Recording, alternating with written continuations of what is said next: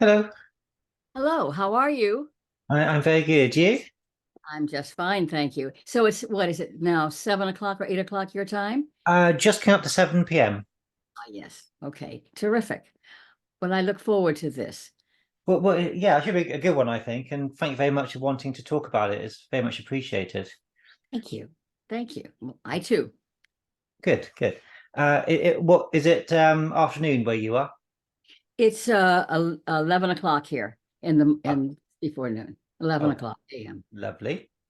So are we running the whole show? Or are we just talking about the show? So what I will do is I have a TV in front of me. I can't show any footage on here because it's obviously because of copyright reasons. So, did you get a chance to have a look at the episode prior Yes, to? I had never seen it before, quite frankly. Oh, okay. I had never Yeah. seen it because, in the days this was shot, Hmm. uh, they may have had ways of taping shows, but actually the technology was not the same as it is today. So if you were working late, and I was always, luckily for me, I was always working on other shows, Hmm. um, never saw it. And so there was no way of really getting it. And I'm not that great on YouTube. I don't know how to do all that stuff. So I had never seen it before. Hmm. So it was fun to see it after all these years. Oh, good, good. Because yeah, 'cause, if you missed it on broadcast, Yeah. that was it, wasn't it? Apart from maybe the odd repeat Well, I line. missed a lot of shows that I did. In fact, Hmm. fans sent me things, and I get more fan letters now than I ever did when I was working. I don't Right. know, all over the world, and I guess they're just now discovering these shows in Australia or Germany or Berlin or wherever. I get a lot of fan mail from across the oceans, and um and so it's fun to see the pictures because I didn't see all those pictures, or to Hmm. have films sent to me, which I never had the chance to see. Hmm. So it's been fun that way, Oh, and good. looking back over those days, which were wonderful days to be in the industry. Oh, yeah, yeah. I can imagine. So, would you have caught um performances when you could? Did you quite like to back then sort of look at yourself, and was it because I know some actors just don't like seeing, until perhaps later on they get a bit more comfortable, they tend to sort of sometimes avoid it. I agree with that. I find it very uncomfortable to see anything that I ever did. And luckily I didn't have to see much of it because I was always working and I missed it because I Hmm. didn't get home from work until like 10 o'clock, sometimes 11 o'clock at night. Then had to get up at 4 or 5 o'clock the next morning Right. to be on the set. So, Hmm. we just didn't have that kind of lifestyle at that time. So it is, but and it's uncomfortable because I think it can get kind of hung up on things you don't like about yourself. And it's better just to do the work and then look at it later on down the line. And then Hmm. you have a different perspective of it, and yourself as well. Oh yeah, yes, yes, absolutely.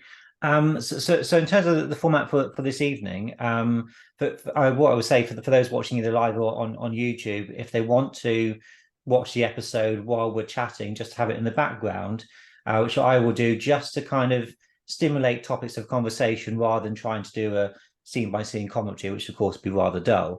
So it's just there as for reference. But a lot of people just probably just watch it, just watch us really. So it's kind of up to them. So I think we'll make a start. We're also competing with the first good day of weather that we've had since about January. So I'm sure a lot of people are going to catch up later. So what I would do is, so for those that want to watch the episode along, if you just want to pause on the opening shot of the episode, the Uncle logo of the map in the background, and I'll do a countdown from five, then I'll press play and we'll go from there. Um, just get myself ready. Okay. Right. Yeah, let's make sure nobody's having any technical issues. There's always something that pops up with these things. I'm afraid you're right. Yeah. I think the worst one I had was when I had a guest that was for the whole time was on that the camera going to the side, but the show goes on. Uh, Well, technology being what it is, I think a lot of people understand that. oh yeah, yeah, yes. It's They do, one of those because things, isn't it? it's complicated. It gets more complicated as the days go on.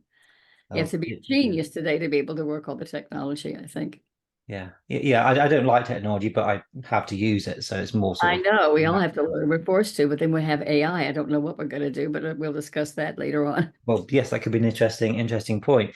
So I think we'll make a start then. So thank you everybody for joining us for this watch along of the Hong Kong Shilling Affair, and thank you, Karen, for joining us. It's very much appreciated. So we're just going to do a countdown from 5 to 0, and then we'll press play and begin. So 5, 4, 3, 2, 1, 0, and play. So the first thing I wanted to ask you, Karen, if I may, is were you aware of the Man from U.N.C.L.E. prior to your casting? Because obviously it was quite a new show at this point. Was it something that you were kind of aware of what you were getting into? Yes, because Man from U.N.C.L.E. was a phenomenon. It was a very, very popular show. In fact, it was a coup if you were, invited to be a guest star, as I was, and and I was thrilled to do it. It was very different from any of the shows I think that were on currently at that time. It was a spoof, of course. You could see that everybody kind of overplayed things, but also it had the little episodes with a title, which Hmm. I had never seen before. I think nobody had ever seen that before, and it really launched the careers of Robert Vaughn and David McCullum. And although I was aware of Vaughn, I was not aware of McCullum at all. But I think that's made them huge, huge stars, and the audiences love that show. So interestingly enough, I had left my agency, William Morris, at that time, who I'd been with for a number of years, to go with an independent agent that I thought might be, a little more specific for me, and stayed with him for about a year, and then went back to William Morris and subsequently did Man from U.N.C.L.E. And on the uh, studio lot, which was shot at MGM, which is now, of course, Sony Pictures, but at that time it was MGM. And on my way to the commissary on a lunch break, I ran into this former agent of mine, and he said, "Karen, I'm so glad to see you. And you're on Man from U.N.C.L.E." He said, I never saw you in that part. And I looked at him square in the eye and I said, "Yes, I know." And obviously that was the reason why I left him. But Hmm. anyway, and went back to Morris, which I'd been with William Morris for many, many years. And I was already established when I went to William Morris, but agents don't always get you work anyway. You kind of work begets work. And then I was working all the time, but I was not getting the roles. I kind of wanted to do something different. And I wasn't known for comedy necessarily, but this was more of a comedic role and a very extreme kind of role, and in the sense that it was Asian, basically, and you wouldn't think of me necessarily as being Asian. Hmm. And but with a name like Heavenly, I suppose you can get away with anything. Yeah.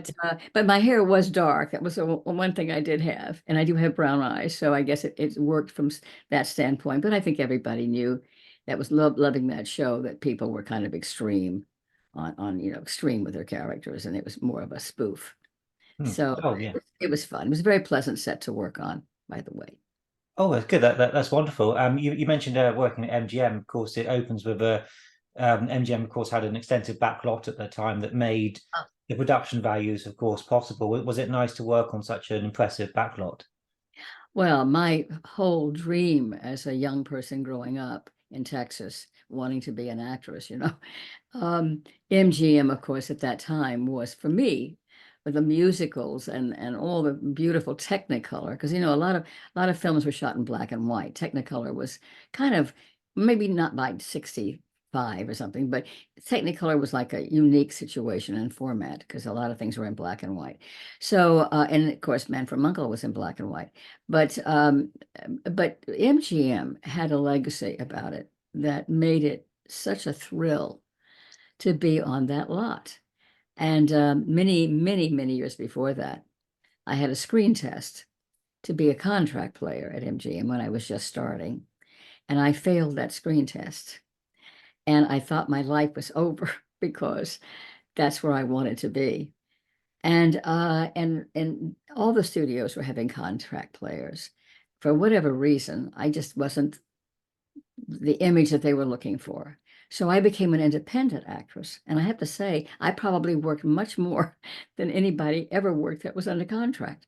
So when I thought it was going to be a disaster for me, it turned out to be a very lucrative and worthwhile point of my life to be independent.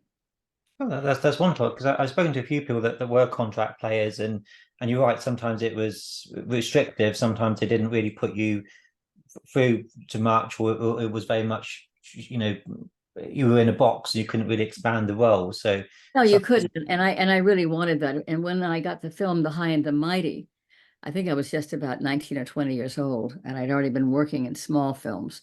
Um, when I got the Golden Globe for The High and the Mighty, and it kind of set me up for life, in this business. Because in those days, if you had a Golden Globe or you had a Tony on Broadway or you had a nomination of some sort, it kind of sets you up to continue your career. Today, it doesn't mean anything today. It's lovely to have. There's no guarantee you're going to work just because you have that sort of award or recognition.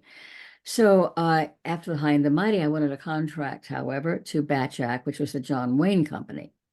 He was just starting his company, and I was under contract. And I said to him, I went to Duke, John Wayne, and I said to him, look, this is how I feel about this. I love the fact that you put me under contract. However, I'm too young to play opposite you. You can't use me as a loan out because every studio has their own contract players. So I would like permission from you, if I may, to go to television, because television was the stepchild at that time of motion pictures. If you were in a motion picture and you were successful there, you would never step down to go into television. But I said, well, there's a process called live TV, which is like taking theater and movies, putting it together, and it's done live. And I said, not very many people are comfortable doing that, but I'd like to do it. And I would like to go to television because you can't loan me out. They have too many contract players at all the studios, and they're not going to pay more for me than they do for what they're already paying a salary to these young contract players. They'll choose one of them. So I'm not going to be able to work if I don't continue this. So he said, absolutely. So he allowed me to, and then I stayed a couple of years with the Duke, and then I left because it was lovely of him to do that, but it was also not necessary, for me, and it wasn't necessary for him. And so it allowed me to do live television, which I love doing. And then, of course, we had the Playhouse 90s and the Hallmark Hall of Fames, the Studio Ones, and General Electric Theater, and even Lux Theater. Even Lux Radio went to live TV. So it was very lucrative for me to play roles that I would never be cast for physically normally, but they would take chances on me because I was really good at that. And so, it's always a journey and a learning process for me. And I like to take chances. I'm a risk taker with roles, and like to prove the fact that I could do them, even though I physically wouldn't look like the type to do it. And so I was very lucky to just actually never stop working forever, and until I met Stanley Kramer, and then that changed my life. Hmm. I just wanted to mention something on the episode briefly. Joseph Perry meets his end as we speak, and played Bax. Watching the episode, did you remember Joseph Perry at all? Uh, He's no, the gentleman at the beginning that gets stabbed and has this fight with Richard Keel at the yes, beginning. yes. Um, yeah, just want to sort of mention he was quite a good actor, really, and he appeared in lots of TV shows at the time. She Wrote, MacGyver, things of that nature. But do you remember Richard Keel? Oh, yes, of course I Of course, do. he's quite a Oh, yes, forgettable yes. Well, person. Yeah. that show Mm, helped him too. I mean, he went on to do the mm, James Bonds. He went into lots of work because he was very unique looking. He was a very sweet man, if I remember. They were all great. When you're working in television, you don't have the luxury of taking time like you do in film. Yeah. motion pictures because it goes so fast. Mm. So, but and it's a big strain on the leads of any television series. It's a terrible strain because the hours are so bad and so early and so late. And so you don't get a chance to really get to know anyone really, Yeah. but you get a chance to work with them. And everybody was very professional, very kind and very sweet and very outgoing. But that takes a lot of energy on their part. So I wasn't looking for, you know, getting to know anybody particularly on any of these Mm. shows that I did. It was just a matter of working with them and hoping to work well with them. But he was a very interesting character. And I think because of his uniqueness, and he was very good at what he did, actually. I thought he was very good in the roles he played even after that. He was just imposing, just standing there. You know, he didn't have to do much of anything, just looking at him. And you know who else was tall like that was James Harness. Right. He Yep. was also 7 feet tall. And and I'm only 5'2". So, you know, so it makes him even look bigger because we weren't so tall in those days. A lot of leading men were not very tall either. Mm. And you know, like 5'11" was like basic. Yeah. 5'2" for women was pretty basic. Mm. Uh, now, of course, women are 5'7" and 5'8", and men are tall too. So it's a very different world. But I do remember, you know, certain scenes from it. And I remember my leading man, Glenn Corbett, I believe. Am I Yes. right? Yeah. That's right. Yeah. And the director, Al Gassner, is it? Gammer? What was his? Uh, yes, I've got him. Alvin Yes, I've got his. Ganser. Alvin Ganser. Yes, that's it. Yeah, I've got a question for him later on about him. But he was he quite a good director as far as you can recall. I liked him a lot. Yes, I did. I liked him. He had a great sense of humor, and he was pleasant to work with. And you know, it's up to the director to have a pleasant set. I mean, it's in his control. And he certainly did have that. He and his wife lived in Malibu, and they would have on Sunday a badminton get together at their house, dinner, and fun with the cast and the crew and all that. They were very generous that way. And normally, I always said no to those things because we only had a lot of times we worked 6 days a week instead of 5 days a week, and I only had Sunday to kind of like brush up for the next week. Mm. So I would turn all that down. But on this particular shoot, I didn't. I accepted that invitation to go to Malibu, as tired as we all were, but we went, and it was a very pleasant experience. And then I kind of lost contact with him. I never worked with him again or before, but he was very, very pleasant man. And so, you know, it was a very pleasant set. Not all of them are fun that way, you know, Oh but yeah. but it kept the morale up and the energy up, which this certainly needed. The editing of this was very unusual too. I was looking at this the other day and looking at it in a different perspective than just acting, looking at the whole overall production. The editing was very interesting and fast cuts and stuff. And then it had those titles of every little episode, which was so unique in its own right. Mm. I think the Man From U.N.C.L.E was pioneering in so many ways, as you're stating, that it was sort of it had very high production values, and it was kind of the fourth sort of set the possibility for Get Smart, Mission Possible, things of those shows. It's kind of the first sort of because of course it was pitched as James Bond on television, so and it has those kind of production values. I think so. It must be Yes. one of the better shows I think to work on of that era, certainly. But I also think when you do something that's not been done before and it's very uniquely established with that particular show, Man Mm. from Yeah. U.N.C.L.E., there will always be people who will find that attractive for their production as well. Mm. They'll try to do a certain copy of that. I mean, it was not unlike that on what was it, Wild Wild West. It was Mhm. also sort of an interesting way they shot that film, those series too.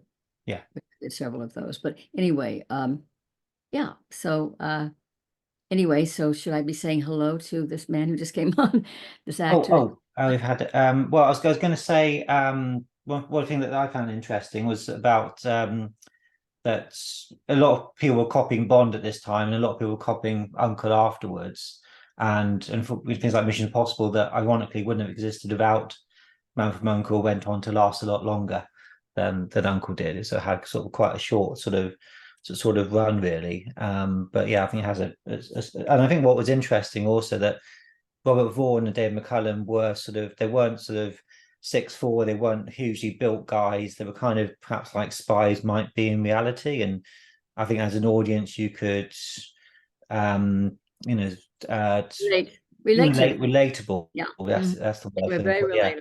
Yeah. Hmm. Which I think they may have got wrong with the Uncle film that came out a few years ago, where you having, the ex Superman star playing, and we can't aspire to be him, of That's course. the era we live in now. We need our superstars, Yeah. and they're always bigger than Mm. life. Mm. But I think that's Yeah, one of the reasons it made Man from Uncle very, very unique as a series. absolutely. Do you remember how the role came about?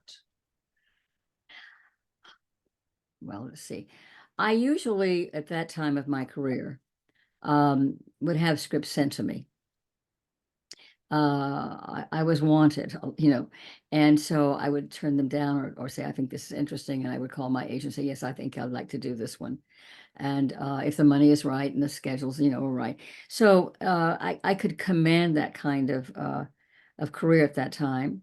And so when I went back to William Morris, I didn't ask them for anything specifically, but they just sent me the script. And I thought, well, who could turn down Heavenly? I mean, it's an interesting spoof and also a very popular show. So that's what I did. Mm. And we're watching even an actor now that might be been back a member to Gavin McLeod. Now, yes, yes, of Yeah, course. But he went on to do Love Boat. yes, yes. you know, and so he was at an interesting time of his career. He was known, but he wasn't known as well as he became. It was true of other actors as well. But I didn't have a lot of scenes with him individually. There were scenes with other people in them with him. Yeah. And again, we're always worried about the fact that we have very little time to shoot a scene. And we know that whatever they say is cut and print, that we're going to be in that scene forever and ever and ever and ever. And our work is going to be there for everybody to take a look at or say, wow, no, or you haven't got. But so, it's tense in that sense. And I was always my best on my first take. I always like to be very prepared because you just never know if they're going to print it. So it's always a tense thing to get it right. And so I think he had a lot of dialogue and a lot of things he had to say and do and portray. So his mind was on his work. But he seemed very pleasant and very nice. He was very cooperative with everyone. So I didn't get to really know him. And I never did a Love Boat either. So I didn't like I never our paths never crossed again. Mm. But I was very aware of his work before and certainly after. Oh yeah, yeah. Just before, as I'm thinking of Richard Keel, I'm a big Bond fan and lots of other shows as well. And I did meet Richard Keel at a fan event. I think it was just a few years before he died, and he was in had a mobility scooter because, of course, being that tall has consequences on your health later on. And he went to a special dinner with about 40 fans, and he got out of his scooter to get into to his dining chair, and you just see this person rise, as you said. So such even then, in his 70s, he was very imposing, but lovely, as Lovely, yes, I would say that was true from my memory of him as well. Very lovely, and he wanted to make sure because he had to hold me and down and all. He was make sure he didn't hurt me, because. And I said, no, no, you can go ahead and be as strong as you want to be. I'm not that fragile, but yeah, he was just lovely. He really was. And there was this what's Everybody's dying. Everybody's dying. Everybody's not here anymore. And I think, my God, because I'm 90 now, and I feel terrific, and I'm still working, but not as an actor. right. I'm a producer now. I gave up acting, God knows, 50 something years ago, but I still, as I said, these shows are making the rounds all over the world apparently, and the people are just rediscovering all these wonderful series that were so popular in our country. Mm. So it's fun to realize that these do have a life, a long life, And you don't expect that when in the 60s that it's going to have much of a future after it closes down. You think, well, other things take its place. And actually, in certain ways, that is true, but it's such a, I think, a joy for us to have our work still continue and having audiences respond to liking it or having commentary about what they're seeing from the 60s or the 50s or whatever. Um, I think that's very comforting to have that. I mean, I get really kind of like, really, when I get these fan letters, and they seem to know my career pretty well. And I think, really? Well, anyway, to all the fans out there that if you're watching or you will watch, I want to thank you very much for all the lovely, lovely photos you send me and all the lovely letters you send me. It means a lot. So don't stop that with other people that are still living like I am. It means a lot. And for those of you who don't send a picture or you don't send a self-addressed envelope, I don't have any more pictures of myself. I've given everything I had earlier on to fans who didn't have the money for didn't know how to get a picture. And I have nothing left. So I have about 40 fan letters that are sitting on my desk that I can't answer unless you send me a picture. Off the internet, they take it off the show. They find the show, they take a picture and they put it on really lovely paper, a photo paper, and they send that to me. Mm. And then I can sign that and send it back to you. But if you don't do that, I have like I'm not going to have all these pictures made up again. Yeah. So I'm just telling you, if you are a fan and you want pictures of or memories of anybody in my situation or anyone else from my generation, send them a picture. Take it right off the internet. You can get that. Okay. Yeah, that's very important advice, because I think there's such a, so many people do track people down and send fan mail. So it's nice to know the procedure to sort of do that. Have you ever attended any conventions or any sort of in-person events? Is that something that you've done? I used to. Yes, I used to do that maybe, oh gosh, maybe 12 or 15 years ago. I used to do it. Hmm. And the fans would come. And those are lovely events, by the way. I've gone to the ones in Tennessee. I've gone to them in different parts of the country. And really it was fun to see people from my generation or even older. This was years ago though, so they're not that old, they're gone now. But to see those people and have a lovely evening or seeing their films again, and it was just fun. I remember this one particular thing when I was a child, growing up in Texas. When going to the movies on Saturday was what I was allowed. And I saw a movie called I Walk with a Zombie with Francis D. And that film absolutely terrified me. I mean, it just terrified me. And I always talk about that film. So many, many, many, many years go by. I'm an actress. I'm living in Los Angeles, blah, blah. And I'm asked to go to a film signing autographs and things and celebrating films. And I went, and one of the other stars that was attending was Frances D. And so I went up to her and her son was Jody McCrea. She was married to what's his name? Joel McCrea. Hmm. She'd married Joel McCrea and they had a son named Jody, who I'd also worked with as an actor. And so I talked about I Walk with a Zombie, which was the film they were going to show, one of her films, they were going to show that film. So I remember, and Jody came and surprised us both. And he was a good friend of mine. So I sat and watched I Am a Zombie. I Walk with a Zombie with Jody and the star of the film, Francis D, at one of those autograph shows. And that was a memory for me because that film is so outstandingly frightening. And so it was just a bookend to an incident in my childhood that I never forgot, and being able to share it again as an adult with the actual star of that film and her son, who I also knew, was a real thrill. Oh yeah, that sounds wonderful. If we look at what TV was like in, say, in the UK at this time, so we're talking 60, 64, 65. A lot of shows were on videotape, they were recorded as live, but on the flip side, that meant there was quite a bit of rehearsal time, and you got to gelled Mm. quite. He's quite good with the cast, crew, director, etc. What was the kind of rehearsal like on a film series like The Man from U.N.C.L.E? There was no rehearsal for that. None at all whatsoever. No. Mm-mm. I think that's why I like live television, because you had a week's rehearsal. Playhouse Mm, 90 was a little longer, actually, and you got a chance to really try things and to work with your cast. Film, television is basically you arrive on the set at 8 o'clock, ready to shoot. You meet your leading man or shake hands and do one run through rehearsal, and then they put it on film, mm. you know. And if something goes wrong with the camera or somebody blows their line, then you may get a second take. Right. But that's how fast these things go. Yeah. And so consequently the nerves the nerves of just being able to survive that alone is a challenge.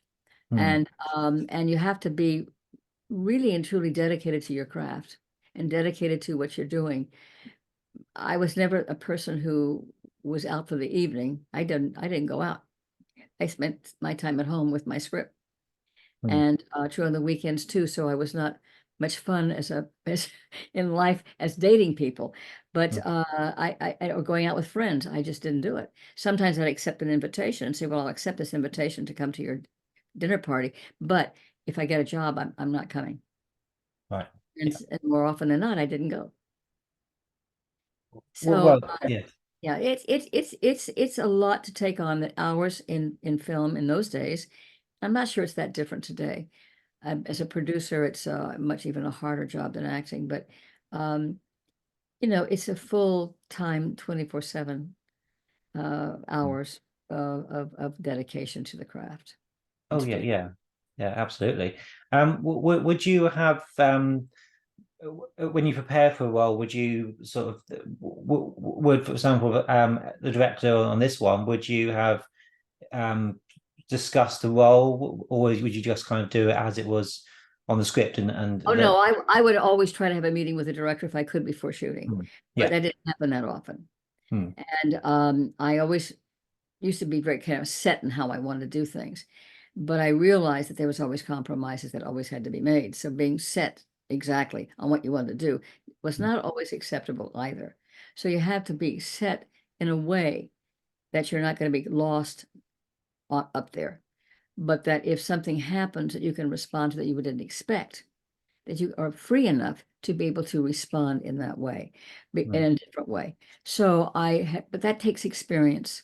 It takes working a lot and having enough experience in working with people that you don't know, that you're supposed to know in the story quite well. mm. And so you do a lot of homework, because after all, this is just words on a piece of paper. And so who is that person? What Yeah. does she feel? What is she going to do after this moment ends? What did she do before she got here? So I would do that, and I never had any training. I mean, there was some great training that happened after I entered the industry and was working, that I always would love to have taken the time. My friend Piper Laurie left Los Angeles and went to New York to study at the Actor Studio, and was brave enough to do that. We did a play one summer when she was nominated for an Academy Award, and it was the summer before the appearing for the award, but she was nominated, and I remember that you know doing the play was a tremendous strain on her, but it also she was brave enough to do that. I never had the opportunity, although I said I was going to come back to New York and do the same thing, and she said, "Please do it. You can even stay with me." And I even left my clothes there. I left all my wardrobe there and said, I'll be back. But then I got a job, and I just never stopped working. So I never got a chance to do that. So Mm, I was always feeling that I had to catch up to other people who were trained and had gone to university. I was accepted at all the universities, but I didn't go because I started working. I started working when I was 16. So I never had that opportunity. But so I worked hard to be able to be as good as I could possibly be at the time, to be able to compete on a good way with all my fellow actors. mm. Yeah, it must mean good. Yes, I think there's certainly over in the UK a lot of emphasis on going to drama school, learning your craft. But of course, so many actors just learn as they go. And of course, there's no real right or wrong way of doing it, but sometimes you might sort of feel like you've got to kind of justify yourself. Certainly, probably Right. to certain people. That's right. Um, I wanted just to mention the leads briefly. So Robert Vaughan and David McCullum, of course, they were very much finding their feet because it's sort of mid to late of the first series. Did you find that they got on quite well, David and Robert? Well, I had no reason to think they didn't. Hmm. But sometimes that does happen. On lots of long running shows, that happens because it is competitive. But they were both very individual type of performers and actors, actually. David was British, I believe, right? Yeah. And so he had that wonderful, already built in, the accent was so attractive. To us Americans, we happen to like accents of people from different countries. It sort of Hmm. intrigues us. And Vaughn had been around for a while, but he had never had an opportunity to be in a situation like this. But it did set him up, and I thought they were both quite strong in their roles. I mean, I don't know. I didn't see that. I do know it existed with several people that were like Abbott and Costello. I worked with them as well, and Abbott would just sit on the sidelines. He would phone in his work, and Lou was on every aspect of every little moment, from the sets to the costumes to working with me. But I know there was tension between them. Hmm. I didn't feel that. I didn't know that, but they didn't seem to ever demonstrate any of those kind of reactions to each other. I mean, as far as I know, that they had a pretty good relationship. I mean, they didn't hang out socially, but of course, when you work those long hours, you probably don't want to. You probably so they did so they weren't friends outside of the show, but they were they were very good colleagues, and they bounced off each other so well. And they did, after the show ended, they did occasionally reunite for projects and things. So there certainly wasn't any friction, I don't think, because of course. I think that's right, Mm, because I think that when you get to know each other too well, then sometimes that chemistry dissipates in a different way. yeah, And I just feel that that's the right way of going. That's how I always had handled my career too. yeah. I didn't get that friendly with anyone particularly, Mm, but it was a pleasant experience, and I tried to be pleasant back, and that was it. mm. Uh, so I think that was a right way of going. Oh yeah, yeah. Did you always get a bit nervous when you're guesting on a show, because you say some are good, some aren't? You sort of, is it a bit of a sort of what's this going to be like, or is it part of the just a process? Well, because of the fact I didn't feel that secure about my work because I hadn't trained and I had learned on set and learned by watching and doing. Um, it was always like every show I got, no matter if you look at my Wikipedia page or IMDb, you can see I work quite a lot. Um, every time I'd start a new film or a new television series, whatever, it was like starting all over for the first time. It was always like my first job. I Mm, was always meticulous about every little thing. And sometimes I have a one way I want to do things, and I didn't know if the director was going to allow me to do it that way. And some directors, I mean, when I worked with Arthur Hiller, the very first thing Arthur ever directed was with me on live television. And Arthur was secure enough of himself to let me do whatever I want to do. I even brought my own props to the shows and things like that, and he would let me do it. And I worked with Arthur several times on live television. And then he became a motion picture director, and I still remain friends with he and his wife. Um, you know, it's always anytime you start any job, you're working with strangers most of the time. It shows a different set of people. Sometimes you will find somebody on the crew you've worked with before. But if I was having lunch, I would not be with the actors. I always had my lunch with the crew because they were down to earth people. They were there before I was ever there. They were there long after I've left the set for the day. They're the real geniuses behind any film. They make us look good. mm. They make us sound good. But those are the people that I cheer as my heroes, was the crew. And so I would often have lunch with the crew. And sometimes I would work with them several times, and we'd always be so happy to see one another. But most of the time for actors, there was a first meeting, shooting hands and just shaking hands and doing the scene. That would be it. Yeah, yeah. It's Um, and it's quite to sell the chemistry, isn't it? Because of course there is sort of quite a good love story in this episode between the two main guest stars, and it plays so beautifully, I think, in the way you bounce off each other and how you're sort of very smitten with him from the very first you scene. mean Glenn? Glenn? Yeah, yes, Lovely, yeah. lovely, lovely, lovely, lovely. I really liked him. You Hmm. know, during the shooting of this, there was an incident that happened. We probably, I don't know when they see it, but before we were up on the second floor looking down on what was happening in the living room with all these heavies, basically. Hmm. And he was a good guy trying to do the right thing, and I was an undercover agent, but nobody knows that till the end of it.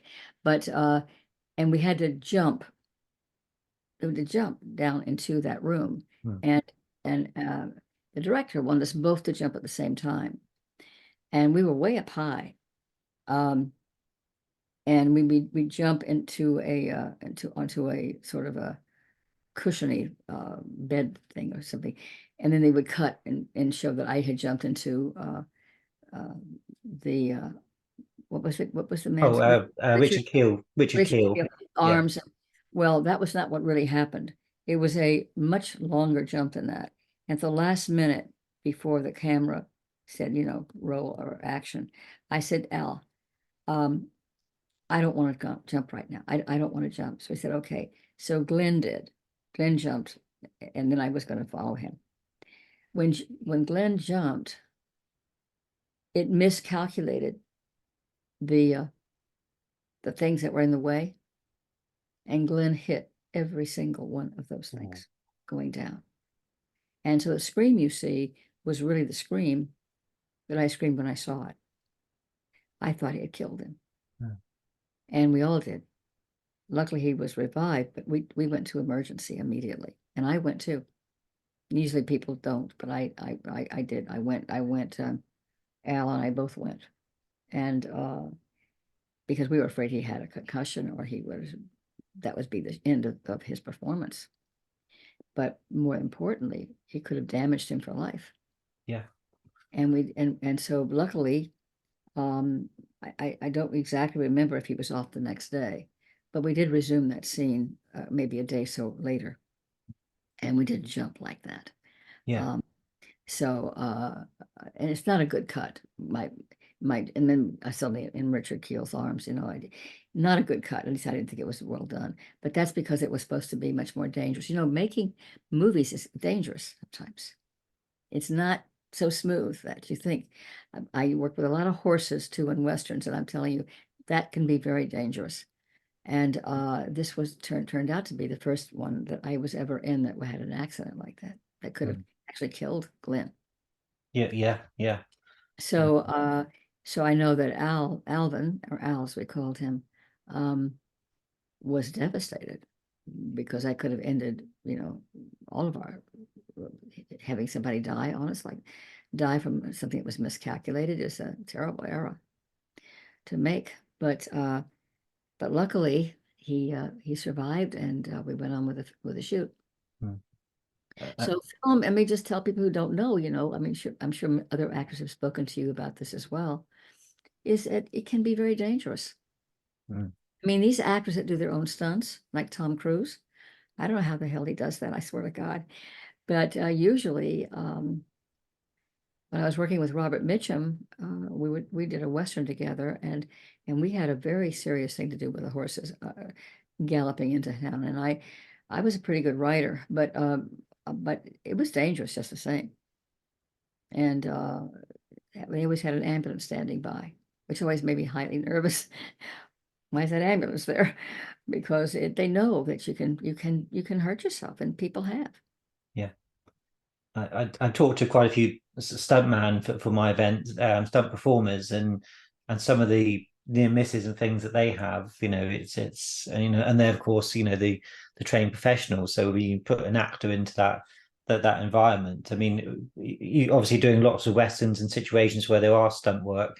Do you quite like doing as much yourself as possible, or do you kind of like the professionals take over at a certain point?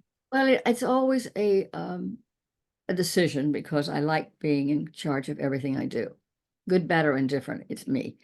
And I want to do the job as the character, but I'm not stupid either. And I if I feel or they feel the director feels this could be dangerous for the set or the overall making of the film, that I would be incapacitated and couldn't do the next day's work. It's all about money, and finishing on time. So I finally just let them tell me what to do about that. If they wanted to use a double, Mm. sometimes they use a double, and I didn't think the double looked as good as I did. Yeah. Didn't like that. And but I would do it because I thought, well, I want to have somebody have a job too. I was always thinking about people having a job. Mm. And it gave somebody a job. If I was doing it, they wouldn't be able to make any money by doing that job to be me. So I after I got into business for a while, I began to understand a lot more about it than I would understand if I was just a newcomer. Mm. But so I let them dictate to me what they thought was the right thing to do, and I would say, okay. Mm. And they never took a chance. We didn't take those kinds of chances as much as we do today, but we did Yeah. take some chances for sure. Anyway, with horses. Oh yes, yeah. And so I think you've always been comfortable with horses. Um, you quite you like working with horses on those westerns. Oh yeah, Mm. absolutely. And you rode and all that sort of thing. I Well, take it. I'm from Texas. I knew how to ride. But Yeah. normally what you do in a situation like that, they say, "Do you ride?" And even if you don't, you say, "Oh, yes, I do." Then you go out and take a lot of lessons. I know people who took a lot of lessons so they would look like they knew a little bit about what they were doing, because in those days that was your only mode of transportation was a horse, right? So horses were always in westerns. Mm. Um, and sometimes the shot was closer on, so they got to see you actually riding that horse. They can't do a long shot where you can have a double close-ups or medium shots. It's got to be you. Mm.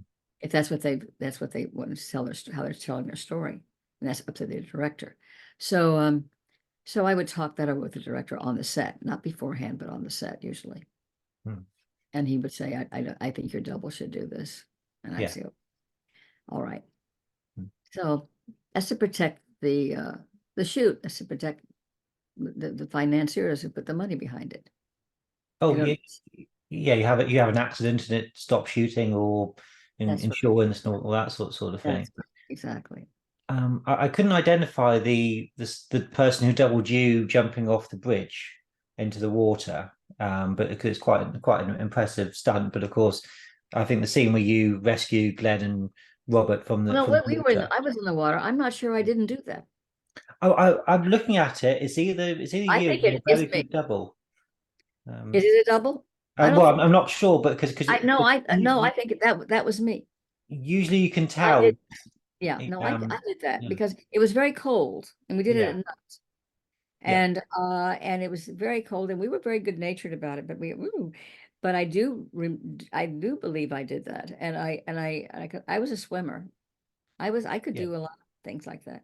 And it just made more sense to me. I didn't want somebody doing a dive or having be heavier than I was or not look the same in the dress. So I did that. And and then we were in the water for quite a bit there, and it was about 10 or 11 o'clock at night when we shot that. And came back to our dressing rooms and they had liquor. Well, I don't drink. A shot for us in a warm dressing room to, dry my hair and to get me out of those clothes. Hmm. So and then I went home. It was the last shot of the day. Hmm. But we all did it. And we all laughed and joked about it in a way because it was so damn cold. Yeah.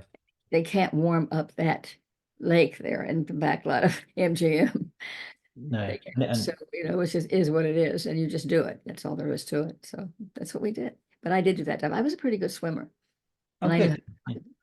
Yeah. to. So you might have had to do it a couple of times just for different angles, but just to if you don't want to do something like that more than Well, you once. can't because you ruin your hair, you ruin your Mm. outfit. That means you have to go Oh, back and get the hair done, redone again. You got to mm, get the outfit, mm, a double outfit. Nice. They have always had two outfits for me. The same dress, but the two of them mm. because of things that can happen. And so I can go into something that looks. I only wear one dress for the whole thing, Yeah. and uh, And so there was two of those dresses. So for the scene in the water, I never wore that dress again. Mm. And I went back into the other dress. It's the same dress. But anyway, but that was me. That's wonderful, and it would have been sort of the fall, maybe early winter if the episode came out in March. So again, they always seems to be when it's cold and and nasty. Well, but in California, it's a different kind of cold, I think, than the Mm. UK. But because of our temperature here, when it gets cold here, because of the ocean, there is a chill in the air. It could be 50 degrees, but it's a different kind of 50 degrees than it would be maybe in your country or someplace else. It's chill in the air. And even at 70 or 80, in the evenings, you always need a sweater, even in the summertime, because there's a little chill in the air when the sun goes behind the mountain and it goes down.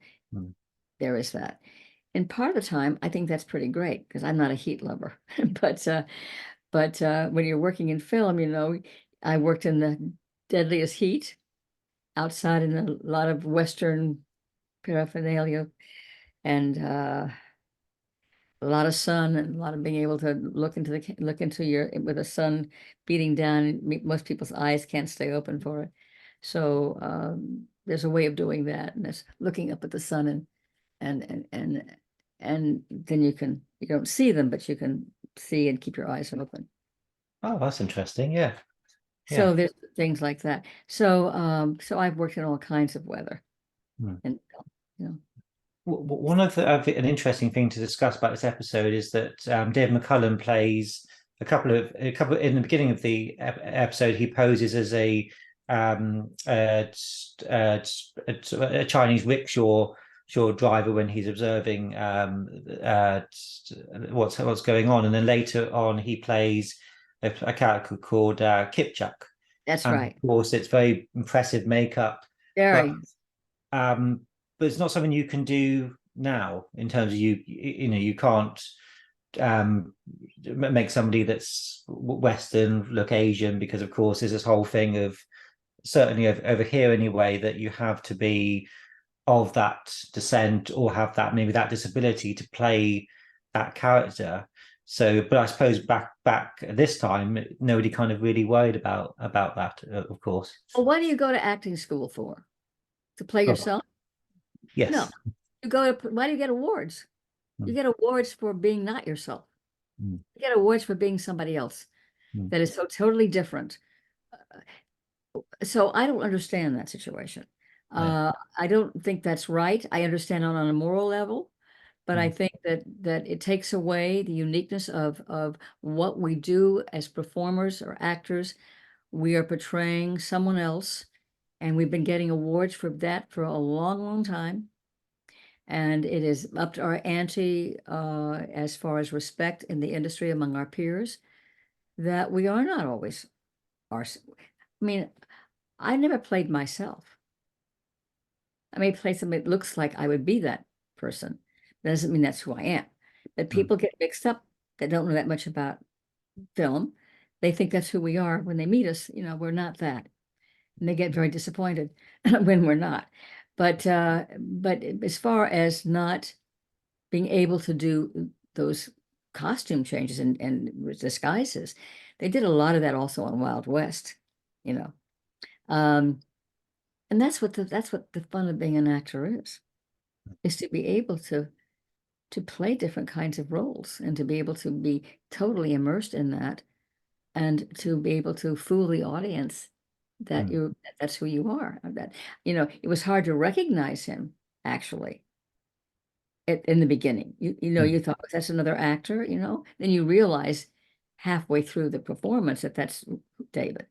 Yeah. But you don't always know that in the beginning. Mm.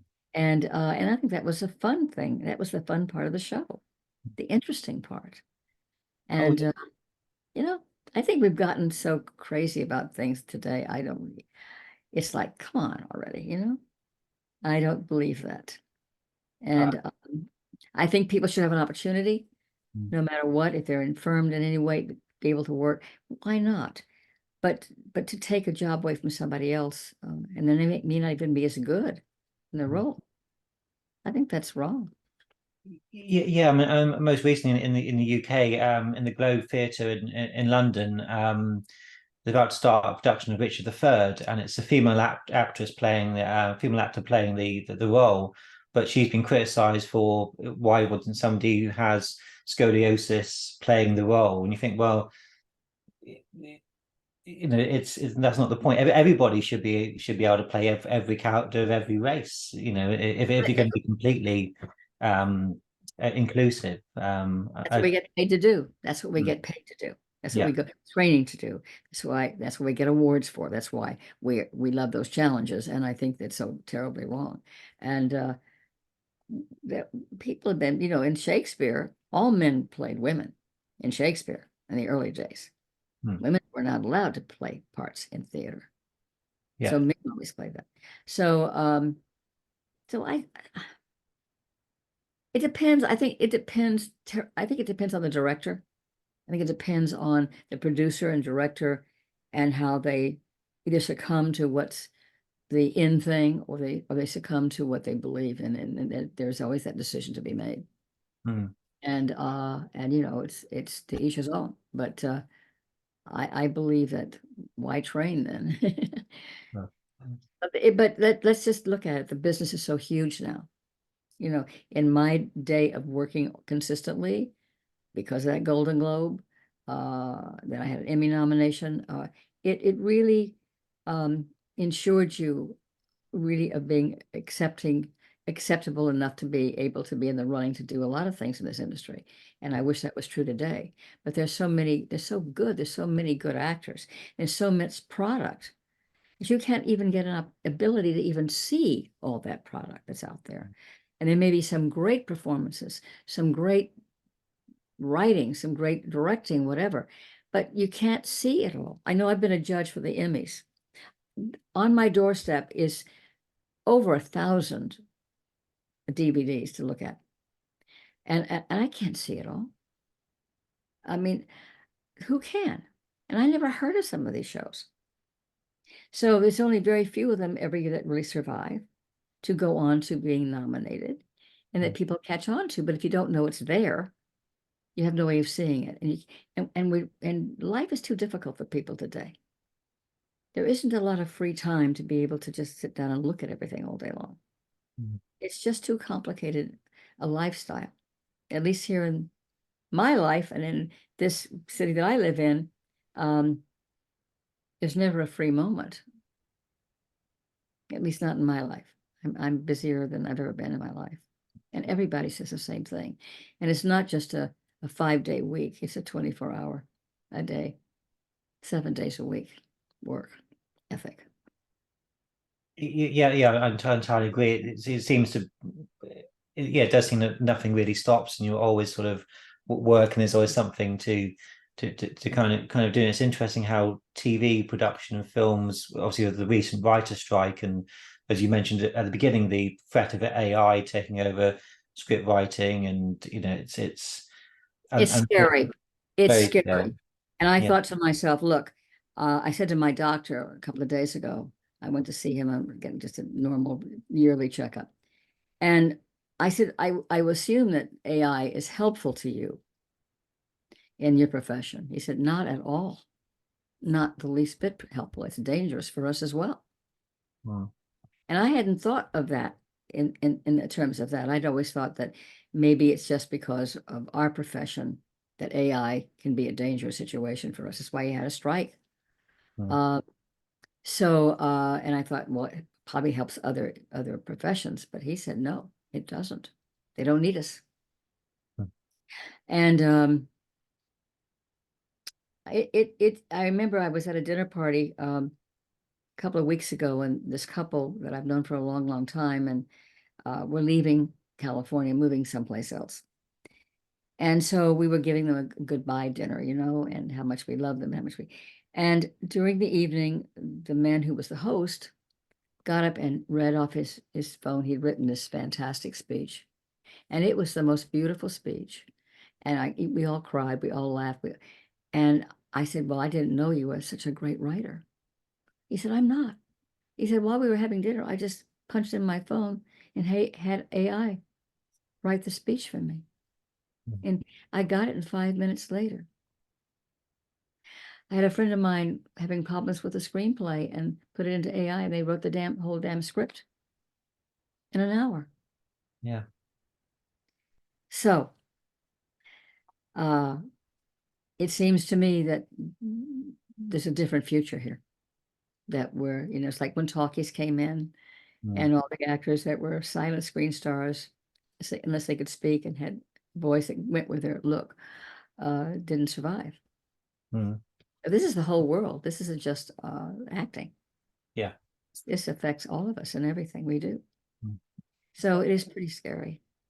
Oh, it is, and I think TV production's changed an awful lot, which feeds into AI and everything. In that respect, that the Man from U.N.C.L.E. and shows like this were doing 29 episodes. The Man from U.N.C.L.E. did a year. Other shows 26, etc. Now it's 10. So writers aren't, a few weeks or months and then they're gone. Whereas for a whole long season, they're there. So that's a longer period of employment.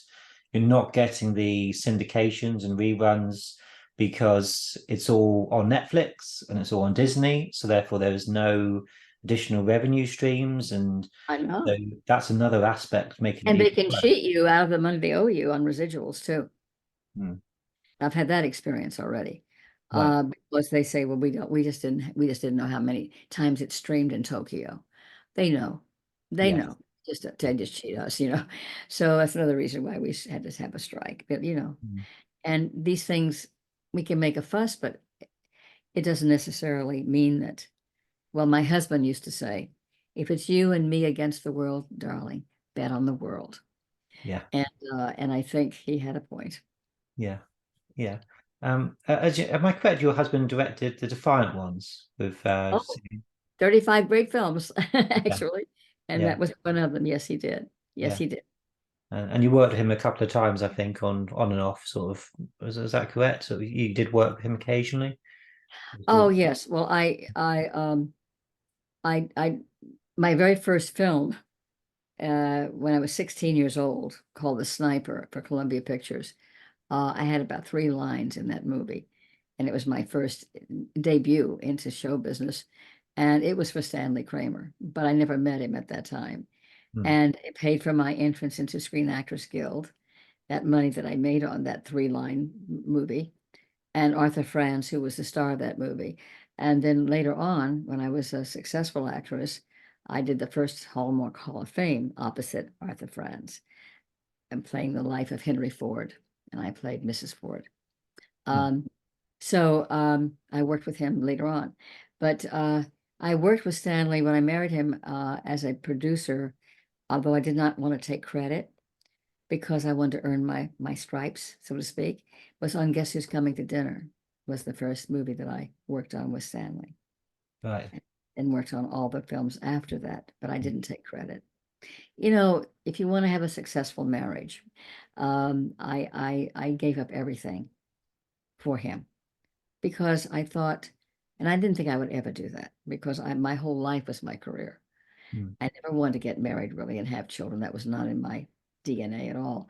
But when I met Stanley, it was different for me because he was doing incredible work, making a difference with subject matter. I didn't have the power to do that.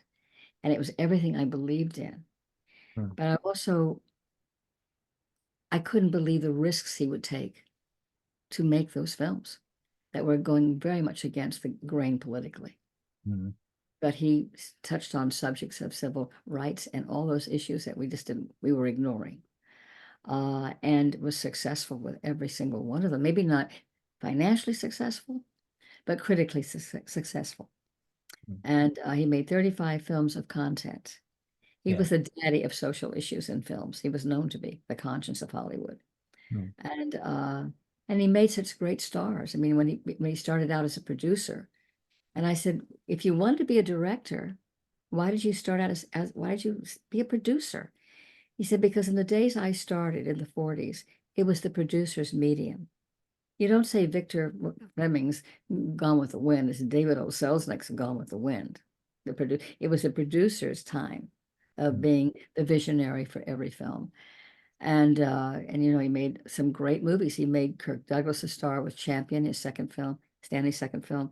Nobody ever heard of Kirk Douglas until Champion came along. Marlon Brando's very first movie, The Men. Nobody knew who he was. He didn't even know where to look on the camera. He was always looking someplace else and doing all kinds of things that people just didn't do on film, which changed the course of acting for all of us.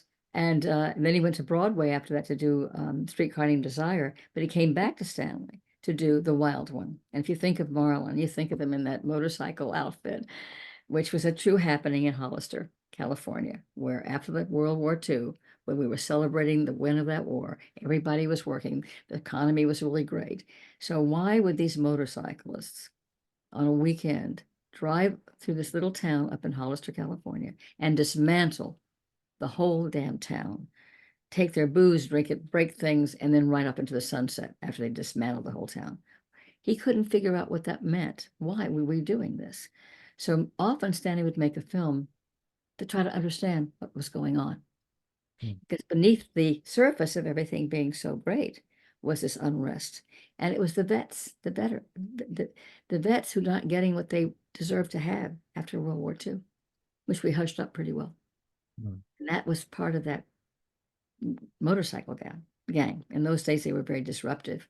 Of course, now they're very helpful to everything. They have these marvelous clubs, which I'm a member now, because I introduced that film on Stanley Kramer's, which I produced, Stanley Kramer Film Collection for Sony. Mm. And some of his films, 5 of his films, when he was at Columbia. Yeah. And didn't touch all of them, but some of them were pretty good. So, so anyway, I gave it up so I could help him do the work that I think was more important than the work I was ever going to be able to do. Mm. And I never looked back. I had a wonderful 35-year marriage to Stanley, and then he passed away. But I've been carrying on his work and carrying on my own work of issues ever since I've known him, ever since I met him. Mm. So anyway, that was most of my life. Half of it was my career as an actress, and the rest of it was as his wife and as a producer and partner and a Yeah. mother of 4 children. Mm. I've raised 4 children. Yeah. Oh, So, that sounds like a lovely relationship, and it's like to do those, recognizing the importance of what drama can do and how it can sort of, as always, of course, it's reflective of what's the times, but sort of the power it has to introduce tolerance and change, I think is well, huge, still is. well, you're exactly right. And he doesn't think any film changes anyone completely, but it does make them think differently, maybe. Never Yeah. thought of it quite that way. That's about as much as you can ask. But Mm. we're still grappling with some of these issues today, still today. And even in Inherit the Wind, I sometimes in the car radio, I will tune into the Christian station. They're still saying that Stanley Kramer, who made that film against religion. I called them one day. I didn't say who I was. I said, you guys are making fools of yourself. It's not about that. It's about the freedom of speech, the freedom of choice, the freedom to explore all possibilities. That's our right in this country. That's what that film represents.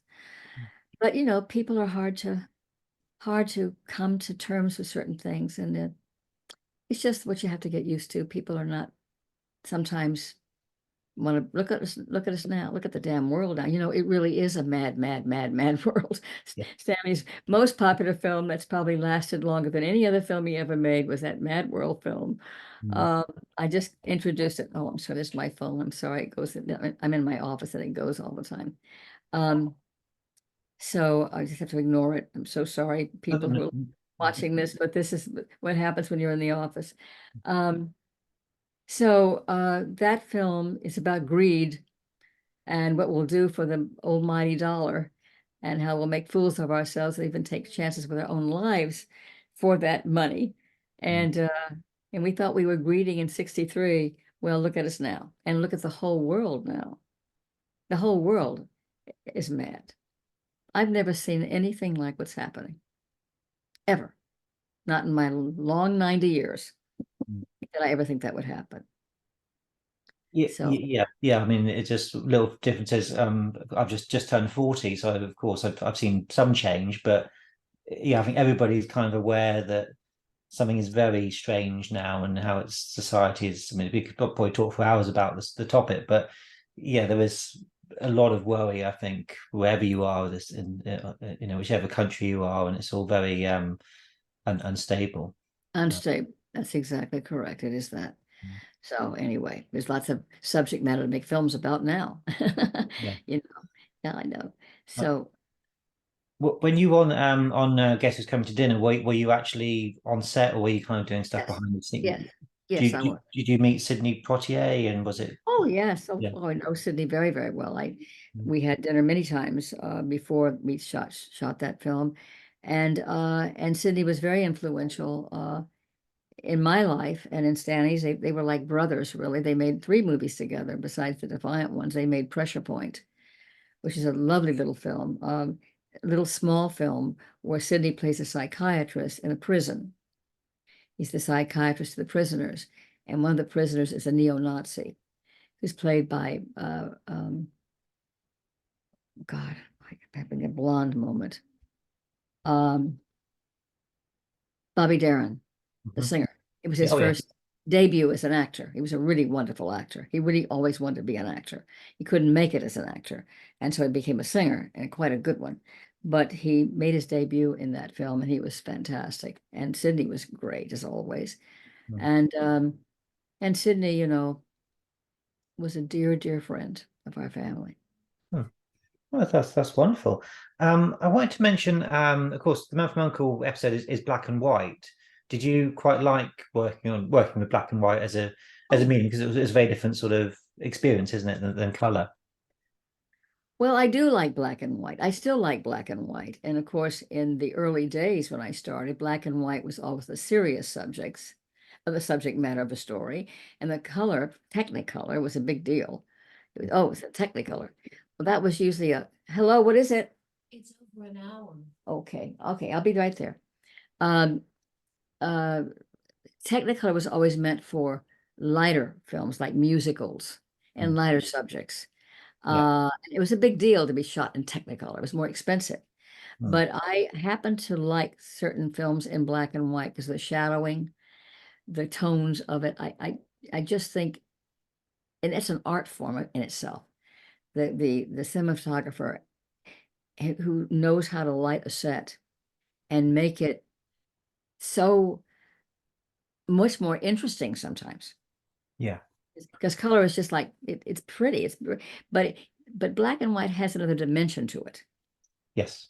that can be more frightening, more serious in nature. And excuse me, I happen to like black and white a lot. And Mm. some films still are. And I remember I gave an award under Stanley's name at the Producers Guild for a film that George Clooney did um, about Edward R. Murrow and The Blacklist. And I thought that film was just fantastic, and I was happy that George chose black and white to do it in. Good Night and Good Luck was the name of the film. Oh yes, that's a good film. Yeah. You mentioned cinematographers. Fred Konekamp was the Man from U.N.C.L.E cinematographer, and I think had such an influence on how good the show looked, and the production values. Yeah. Just to wrap up our chat now, having looked at the episode again, do you think it holds up very well? And do you have any moments that you think particularly good, either your scenes or other scenes?